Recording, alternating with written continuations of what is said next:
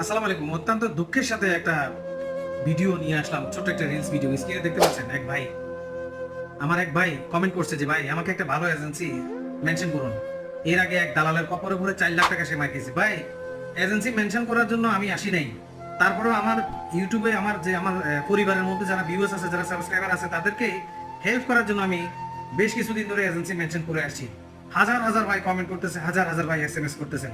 ভাই আপনারা file ready না করে আপনারা এজেন্সিগুলো চেক করবেন। এটাই যদি আপনাদের মনে থাকে তাহলে আপনি আমাকে বলবেন না যে ভাই আপনি একটা এজেন্সি মানে মেনশন করেন।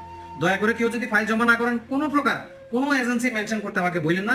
এই যে ভাইটা যে 4 লাখ টাকা মাইকেছে, এর মতো করে নিজের ইচ্ছে মতো নিজে ভালো মন্দ দেখে বুঝে আপনি ফাইল জমা করেন। আমি এক এক বাইকে এক একটা এজেন্সি মানে মেনশন করি, প্রত্যেক বাইকে একটা এজেন্সি মেনশন করি না। কেননা তাহলে সেটা দালালি হয়ে যাবে।